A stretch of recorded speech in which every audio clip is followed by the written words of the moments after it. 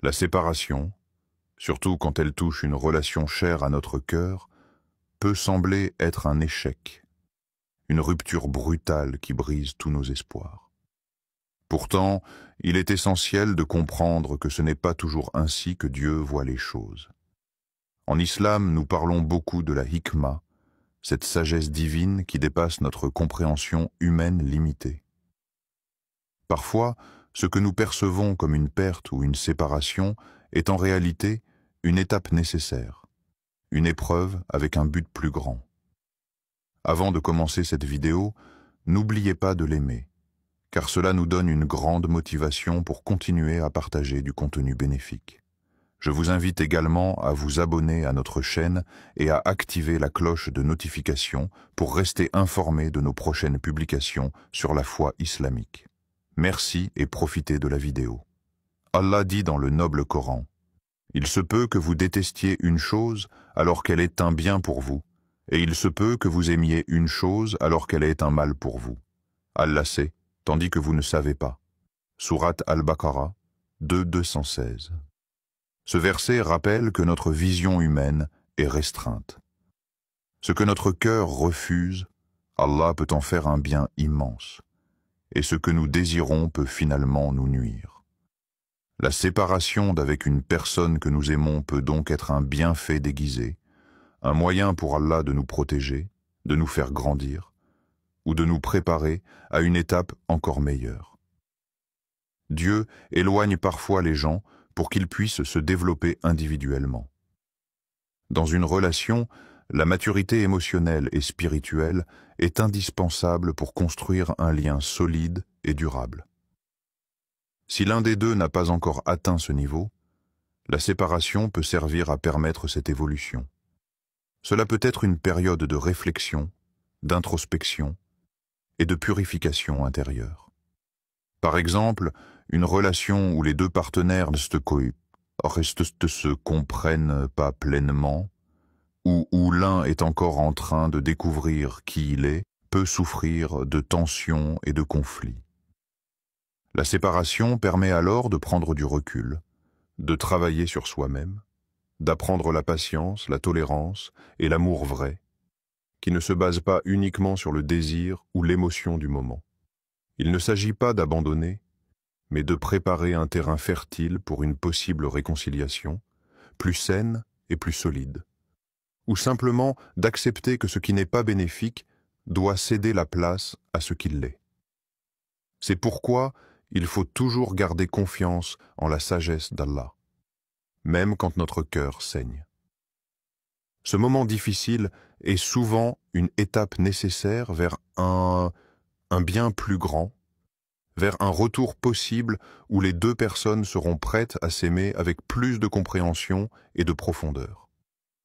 Lorsque le cœur est brisé, lorsqu'une séparation ou une perte laisse un vide immense, il est facile de se sentir seul, incompris, abandonné. Pourtant, en vérité, il n'y a jamais de solitude plus grande que celle que l'on ressent sans se rappeler que Allah est Al-Sami, celui qui entend tout, celui qui perçoit chaque soupir, chaque silence, chaque larme. Allah connaît non seulement les paroles que nous prononçons, mais aussi les sentiments enfouis dans nos cœurs, les blessures invisibles que personne ne peut voir. Il sait la douleur du cœur amoureux, cette douleur profonde et souvent silencieuse qui serre la poitrine et empêche de respirer pleinement. Ce n'est pas une douleur futile ou insignifiante pour lui, au contraire. Il est pleinement conscient de cette souffrance et s'en soucie intensément. Dans le Coran, Allah nous adresse une promesse pleine de réconfort, et ton Seigneur dit « Invoquez-moi, je vous répondrai » Sourate Ghafir 40-60. Ce verset est une invitation directe à ne jamais hésiter à parler à Allah, à lui confier nos craintes, nos peines, nos espoirs. Quelle que soit la lourdeur de la perte, la distance qui sépare deux âmes, Allah est là, à l'écoute, prêt à répondre à la prière de celui qui l'appelle avec sincérité. Lorsque tu ressens la douleur de la séparation, ne garde pas ce fardeau pour toi seul. Ouvre ton cœur à Allah dans la prière, que ce soit dans la prière obligatoire, dans les supplications personnelles ou dans les moments calmes de méditation spirituelle. Parler à Allah, c'est retrouver une source de paix, c'est déposer ce poids qui étouffe et recevoir en retour une sérénité que seul le Créateur peut offrir. Rappelle-toi que chaque larme versée dans la solitude est vue, chaque soupir entendu. Allah ne tourne jamais le dos à celui qui l'implore. Et même si la réponse à ta prière ne vient pas toujours dans l'immédiat, Allah agit toujours au moment et de la manière qui te convienne le mieux. Alors, dans tes moments les plus sombres, parle à Allah. Dis-lui tout, même ce que tu n'oses dire à personne, car lui seul peut guérir un cœur brisé, rallumer une flamme éteinte, et par sa sagesse infinie, réunir ce qui est destiné à se retrouver. La dua est l'arme la plus puissante du croyant. C'est la conversation intime entre toi et Allah, une demande humble où tu te livres entièrement à sa volonté. Lorsqu'il s'agit d'une réconciliation, d'un retour sincère d'une personne chère, la dua est un acte de foi et de soumission, un moyen de confier ton cœur à celui qui détient les clés de toute situation. Il ne suffit pas seulement de prononcer des mots, mais d'invoquer avec un cœur pur, sincère et totalement soumis à la sagesse divine. Allah n'est pas un simple fournisseur de désirs. Il est le Seigneur omniscient, celui qui donne ce qui est réellement bon pour toi, au moment idéal. Tu dois donc faire ta demande sans arrogance, sans exigence, avec confiance mais aussi avec acceptation, prêt à recevoir ce qui est meilleur, même si ce n'est pas ce que tu imaginais. La puissance de la dua est renforcée lorsqu'elle est faite dans les moments les plus bénis, où les portes du ciel sont grandes ouvertes, le dernier tiers de la nuit, un moment de calme et de solitude, où Allah descend au ciel, le plus bas pour écouter et exaucer. Pendant le Qiyam al-Layl, la prière nocturne volontaire, pleine de recueillement, entre l'adhan et l'ikama, quand les supplications sont acceptées. Après les prières obligatoires, particulièrement après la prière du Fajr et du Maghreb. Ces temps sont des occasions en or pour t'adresser à Allah avec persévérance. Ne te décourage pas si la réponse tarde, car Allah répond toujours, parfois par un « oui », parfois par un « non » ou un « attends », tous trois, remplis de sagesse. Voici un exemple de dua que tu peux faire pour demander la réconciliation ou le retour d'une personne avec khayr, ce qui est bon, en mettant Allah au centre. Ô Allah, toi qui es le Seigneur des cieux et de la terre, toi qui guides les cœurs, si ce que je ressens est une épreuve, accorde-moi la patience et la sérénité. Mais si ce lien est bon pour moi dans ma religion, ma vie d'ici-bas et mon avenir dans l'au-delà, rapproche-nous d'une manière qui nous fasse aimer ton obéissance et grandir dans la foi. Ô toi le miséricordieux, fais que ce retour soit un bien pour nous deux, qu'il ne soit pas source de douleur ni d'égarement, mais de lumière et de paix. Aide-nous à nous aimer selon ton plaisir et à nous respecter dans ton chemin. Guide-nous vers ce qui est meilleur, car tu es le meilleur des guides. N'oublie jamais que la dua sincère est un dialogue entre ton âme et Allah. Elle transforme ton cœur, apaise ta douleur et ouvre la voie à la miséricorde divine. Dans la vie, Allah nous guide souvent à travers des signes subtils que seul un cœur attentif peut percevoir. Lorsqu'une séparation pèse sur ton âme et que tu attends le retour d'une personne chère, observe bien autour de toi. Des rêves doux, des coïncidences troublantes, une tranquillité intérieure nouvelle peuvent être autant de messages de la part d'Allah, des indices que sa volonté est à l'œuvre. Parfois, tu peux rêver de cette personne, sentir sa présence ou avoir un sentiment profond que le lien n'est pas brisé, qu'il est simplement en pause. Ces rêves ne sont pas toujours évidents, mais ils sont une forme de communication divine pour apaiser ton cœur. De même, Des coïncidences, comme entendre son nom, croiser un lieu qui vous est cher, ou vivre un événement qui rappelle votre histoire, peuvent être autant de petites preuves que Dieu prépare le terrain pour un éventuel retour. Mais surtout, ce qui compte le plus, c'est la tranquillité intérieure que tu peux ressentir. Un apaisement au fond de toi, une confiance grandissante que le meilleur est à venir, même si tu ne vois pas encore comment ni quand. Cette paix est un signe précieux. C'est la main d'Allah qui te guide et te rassure, te disant que tu n'es pas seul dans cette attente.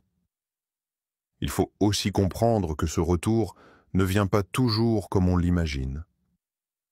Il ne suit pas forcément nos plans, nos désirs ou nos attentes humaines. Parfois, il arrive au moment parfait, au moment où les cœurs sont prêts, où les épreuves ont été traversées, où la maturité est acquise. D'autres fois, ce retour peut ne pas être sous la forme qu'on espérait, mais c'est toujours le meilleur selon le décret divin. Rappelle-toi que si c'est écrit par Allah que vous devez vous retrouver, personne ni rien ne pourra empêcher cette réunion. Allah dit dans le Coran, « Et nul parmi les créatures ne pourra rien vous sauver en dehors d'Allah. » Sourate Al-Maïda 5-18. Et si ce n'est pas écrit pour vous, alors Allah a certainement quelque chose de meilleur en réserve pour toi. La sagesse divine dépasse notre imagination, et chaque destin est entre ses mains parfaitement justes. Pour te faire ressentir cette confiance, imagine ceci. Deux âmes, écrites l'une pour l'autre, peuvent traverser des tempêtes, affronter des orages, s'éloigner des chemins, mais elles finiront toujours par se retrouver. C'est une écriture divine qui les unit au-delà du temps et de l'espace. Un lien que ni la distance ni les épreuves ne peuvent briser. Alors, sois patient, reste ferme dans ta foi et attentive aux signes. Écoute la voix douce d'Allah qui murmure à ton cœur que ce retour est possible, qu'il prépare un chemin même quand tout semble sombre. Le meilleur est souvent juste au-delà de l'horizon. Quand Allah décide de réunir à nouveau deux cœurs séparés, ce retour peut être une source immense de joie et d'espoir. Mais il est essentiel de bien se préparer, non seulement émotionnellement, mais surtout spirituellement, pour accueillir cette rencontre avec sagesse et maturité. La première étape est d'être prêt intérieurement. Le retour d'une personne ne doit pas être une simple satisfaction d'un désir ou d'un manque, mais un engagement sincère à avancer ensemble, sur un chemin de respect, de compréhension et d'amour véritable. Cela demande du travail sur soi, pardonner, lâcher prise sur les blessures passées et surtout demander à Allah de purifier son cœur. Il faut aussi éviter d'idéaliser cette personne ou la situation. Parfois, nous portons en nous une image embellie, un rêve qui ne correspond pas à la réalité. Allah ramène les gens pour une raison précise. Ce peut être une leçon, une épreuve, une étape pour grandir, ou une union sincère destinée à s'épanouir dans la foi. Chaque rencontre a une finalité divine, et il est important de rester ouvert à cette sagesse, sans attachement aveugle. Pour que cette relation soit bénie, il faut mettre Allah au centre. Cela signifie construire la relation sur les principes de l'islam, la patience, la justice, la bienveillance, la parole douce et surtout l'amour pour Allah avant tout. Lorsque Dieu est le pilier, la relation se renforce et trouve un sens profond. Par ailleurs, il est fortement conseillé de pratiquer la prière d'istikhara, cette prière de consultation qui demande à Allah de guider ton cœur vers ce qui est meilleur pour toi. Dans le cas d'un retour, l'istikhara te permettra de savoir si ce lien est bénéfique pour ton chemin spirituel, ta vie et ton avenir. L'istikhara aide à dissiper les doutes, à calmer l'anxiété et à recevoir la guidance divine dans ta prise de décision. Enfin, même si cette personne revient, rappelle-toi que la confiance ultime doit être placée en Allah. Ce retour est une occasion, pas une garantie. reste humble, patient, et continue à prier pour que ce soit une source de bien pour vous deux, dans cette vie et dans l'au-delà. Il arrive parfois que malgré nos prières, nos espoirs et nos efforts, la personne que nous attendons ne revienne pas. Dans ces moments de profonde douleur et de déception, il est essentiel de se souvenir que le vrai amour est avant tout l'amour d'Allah. Ce lien divin est inébranlable, éternel, et seul celui qui crée nos cœurs sait ce qui est réellement bon pour nous. Peut-être que la plus grande leçon de cette épreuve est justement d'apprendre à s'attacher davantage à Allah, à lui remettre entièrement notre cœur et nos désirs. Quand une porte se ferme, une autre s'ouvre, souvent vers une paix intérieure que seul Allah peut offrir. Ce détachement n'est pas un renoncement amer, mais un signe de confiance profonde en sa sagesse. Allah nous rappelle dans le Coran: « Il se peut que vous aimiez une chose alors qu'elle est un mal pour vous, et il se peut que vous détestiez une chose alors qu'elle est un bien pour vous. Allah sait, tandis que vous ne savez pas. » Sourate Al-Baqarah 2, 216. Ce verset éclaire nos doutes et nos souffrances. Ce que notre cœur réclame n'est pas toujours ce qui nous élèvera ou nous protégera. Parfois, ne pas obtenir ce que l'on veut est en réalité une bénédiction déguisée, une manière pour Allah de nous préserver d'un mal plus grand ou de nous orienter vers un bien supérieur. Il faut alors apprendre à faire confiance au plan divin, même quand il est obscur et difficile à comprendre. Allah ne prive jamais son serviteur sans raison valable, et chaque difficulté contient en elle une porte vers une miséricorde plus grande. Dans cette attente, nourris ton cœur par la prière, la patience et la proximité avec Allah. Cherche sa lumière dans chaque épreuve et rappelle-toi que l'amour véritable ne dépend pas des hommes, mais de celui qui est l'amour par excellence. Parfois, malgré toute la sincérité de nos prières et la profondeur de nos sentiments, la personne que nous espérons ne revient pas. Ce moment peut être lourd de tristesse, de questions et de doutes. Pourtant, dans ces instants d'épreuve, il est essentiel de se rappeler que le vrai amour, le seul amour qui ne déçoit jamais, est l'amour d'Allah. Lorsque l'être cher s'éloigne définitivement, peut-être que la plus grande leçon est d'apprendre à s'attacher davantage à Allah, à lui confier notre cœur dans sa totalité. Car lui seul remplit le vide et apaise les blessures profondes. Il est le refuge ultime dans lequel l'âme trouve la paix véritable. Allah nous enseigne dans le Coran: « Il se peut que vous aimiez une chose, alors qu'elle est un mal pour vous, et il se peut que vous détestiez une chose, alors qu'elle est un bien pour vous. Allah sait, tandis que vous ne savez pas. » Sourate Al-Baqarah 2, 216. Ce verset est un rappel puissant que notre compréhension est limitée. Ce que nous désirons ardemment n'est pas toujours ce qui nous convient, ni ce qui est bénéfique pour notre foi, notre cœur ou notre avenir. Parfois, ce que nous percevons comme une privation est en réalité une protection, une porte ouverte vers un bien plus grand que nous ne pouvons imaginer. Il est donc nécessaire d'accepter avec confiance et humilité le plan divin. Allah ne prive jamais ses serviteurs sans raison. Chaque épreuve, chaque renoncement porte en elle une sagesse, un apprentissage qui forge notre âme et nous rapproche de lui. Dans cette période d'attente ou de renoncement, nourris-toi de prière, de patience et de recueillement. Cherche la proximité d'Allah dans le silence de ton cœur, et sache que sa miséricorde est infinie. Même si cette personne ne revient pas, ton chemin reste guidé par celui qui est le meilleur des planificateurs. Alors, confie-toi à Allah, le tout miséricordieux, et avance avec foi. Car le véritable amour est celui qui unit les cœurs à Allah, aujourd'hui et pour l'éternité.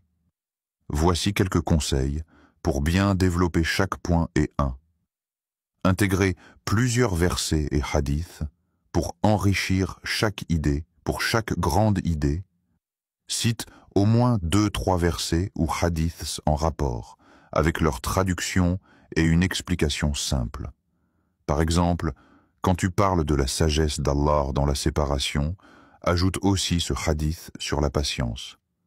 Le croyant est celui dont les gens sont à l'abri de sa langue et de ses mains. Bukhari. Ce qui illustre l'importance de la douceur après une épreuve. Explique pourquoi ces paroles divines ou prophétiques résonnent dans la situation que tu décris, ça ajoute du poids. 2. Raconter des histoires inspirantes. Intègre des anecdotes sur des compagnons du prophète, comme l'histoire d'Abou Bakr et Oumar ou d'Uthman qui ont traversé des épreuves et retrouvé la paix par la foi et la patience. Tu peux aussi utiliser des histoires modernes ou anonymes, par exemple. Une femme qui a prié pour son mari, revenu après une longue séparation. Un homme qui a retrouvé un ami perdu après des années et comment la foi les a aidés à guérir. Ces histoires rendent le message concret et personnel. Le public s'identifie plus facilement. 3. Proposer des exemples concrets et actuels. Parle de situations que beaucoup vivent. Rupture amoureuse, éloignement d'un proche, perte d'amitié. Explique comment la foi peut transformer ces épreuves, pas seulement en espérant un retour, mais aussi en grandissant intérieurement. Donne des conseils pratiques, par exemple. Comment faire la dua en pleine nuit? Comment pratiquer l'istikhara avec sincérité?